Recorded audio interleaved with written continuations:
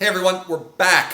Got my funky hat, got my sunglasses, got my red Ibanez guitar. We're ready to rock some Joe Satriani. People ask me about this guitar all the time, and I don't use it a whole lot. I've only used it in a handful of videos so far on this list. It's often behind me. This is my Ibanez RG-XXV. It came out about 7 years ago. It's a 25th anniversary model of the original RG guitar, which came out in the 80s, I think. And they just loaded this guitar down with guitar goodness. It's got a really great Edge 3 tremolo system, which stays in tune very, very well.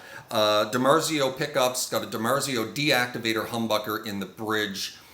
which is a passive pickup, which is designed to emulate an active pickup like an EMG, for instance, and the bloody thing just screams. It's got a DiMarzio Air Norton dual rail humbucker in the neck position. Really amazing red paint job, great maple neck with color dot inlays, reverse headstock from all the other Ibanez RGs, and it's just a beast of a guitar. New, I think it's a mid-priced $800-900 guitar, but just lovely, quickly becoming one of my more favorite guitars to shred on. That was Joe Satriani. Joe, I am 63 years old, yet I look like I'm 36 years old. Satriani. What is his deal? God damn, he looks good for his age. You know, usually men, they start losing their hair and they shave it off. They start to look older, you know. Not Joe. He looks like he's about 25 years younger than he actually is. This is one of the more obscure, lesser known solos and guitar instrumentals on this list. So I'm going to go out on a limb and say that I now probably have the only cover of this on YouTube, which I'm quite proud of. And obviously that is a joke. Have you seen the number of covers of this thing on YouTube? It just keeps on going. You just keep on scrolling down and they keep on coming. There's teenage boys and teenage girls and middle-aged women and middle-aged men and old men like myself and old grannies. Well, I haven't seen any old grannies, but I just don't think I've scrolled down far enough. And there's little boys, little 10-year-old boys playing this, like Taj Farrant, the phenom from Australia. This kid is scary good. He was on Ellen.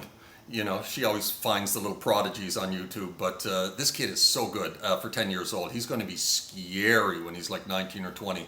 And he plays it on an SG with no whammy bar and does just a phenomenal job.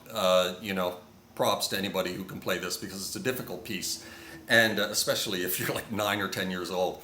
But yeah, this kid is going to be someone to watch for. But you don't intimidate me, Taj. I see these kids playing stuff like this, and they just motivate me. You know, I see a 10 or 11-year-old kid playing something like this, and I just think, well, if he can play it, I can play it.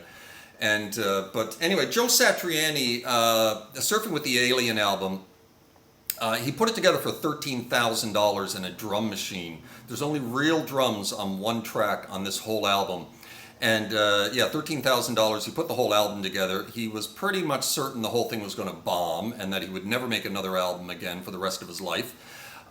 His initial goal was to make the weirdest guitar instrumental album he could.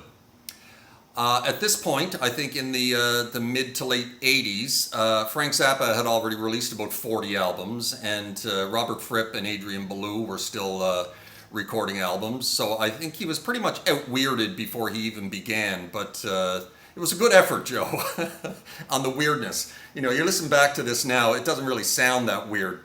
But I think the reason there are so many covers of this is because it's one of the holy grails of shred guitar. You know, this and For the Love of God by Steve Vai and Cliffs of Dover by Eric Johnson. And, you know, for every level of guitar playing, there's your holy grail. You know, for when you're a complete beginner guitar player, you've got your holy grail of guitar riffs. You know, you've got your... Did I say this guitar never goes out of tune? Because it's out of tune. You know, that's obviously Hard Day's Night by the Beatles. And then you've got, you know...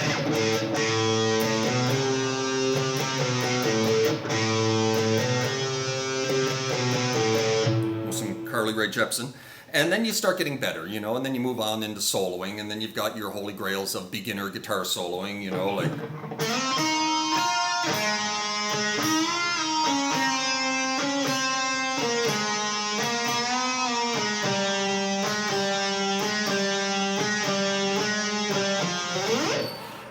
And then you get better and you practice some more and you practice some more, and then you try your hand at some Eddie Van Halen licks, and then you some Randy Rhoads and whatnot, and then you get to another little level, and before you know it, you're like, hey, I can shred. Yeah, I'm a shredder. And so you try your hand at Surfing with the Alien by Joe Satriani, or For the Love of God, or Cliffs of Dover, and then you put it on YouTube. And so I think that's the reason there's so many covers of this on YouTube. But still, it's a tough piece to play. And respect to anybody who can play it. There are licks in this that gave me absolute fits, especially this fucking lick. I went over this and over this. I learned it, and I had no trouble learning it, and I had no trouble playing it fast enough. But the timing, I could not wrap my head around the timing of it. I would come in too early, I would come in too late. I would lose the timing halfway through. And it's the intro lick to the outro solo. This guy.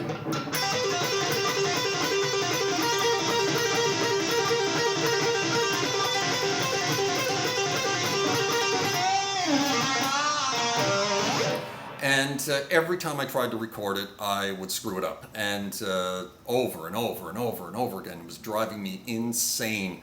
But I finally had to sit down with the original recording and just go over it and over it and over it again and again and again until I finally got the timing ingrained in my brain. But finally got it. And that leads into another lick, which is really tricky and a technique I did not know how to do. And I had to start really slowly and build up the speed. This guy here, this whammy bar dip, pick, dip, pick, dip, pick, dip, dip, pick, pick, dip, dip, dip.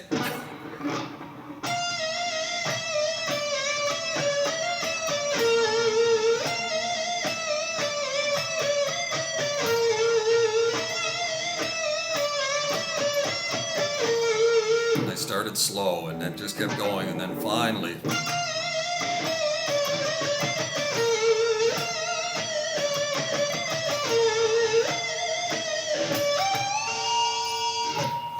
And that gave me fits. Sounded just absolutely horrible when I first started playing it. But got it under my belt, and I'm happy with this one. I'm happy with the tone on this one. I used a dime bag tone, Pantera, and he always had his mids scooped off to like 2 or 3. I cranked the mids up and got myself a nice Satriani tone, I think. Maybe a little bit more distortion than Satriani used, but needed a lot of distortion to really get the squeals and the pinches and the dive bombs and everything working on this one. So I'm happy with it. I'm happy with the end product, and I hope you like it. And like I said, respect to any of you guys out there who can play this, especially you little kids. Keep at it, you know, keep practicing. And anyway, I've got another honorable mention coming up next, and I know what that's going to be. And I'm in the middle of a bunch of really difficult solos right now. Long instrumentals. Instrumentals, I do the whole thing instead of just the solo part of the instrumental. So, you know, I'm coming off a couple of tough ones, and then this is a tough one. And then I've got For the Love of God by Steve Vai coming up. So I think my next honorable mention, I'm going to give myself a break from shredding and pick something that's a little less shreddy and technically challenging, but a solo that is fantastic nonetheless, that is not included on this list, that should be, by a guitar player who is on this list, I think, for the wrong solo. So anyway, hope you like that one. We'll see you next time with my next honorable mention, I think my 7th honorable mention, and then we're going to get into some Steve Vai. And so you guys take care of yourselves, keep shredding, and keep playing, keep practicing, and take care of yourselves. Ciao.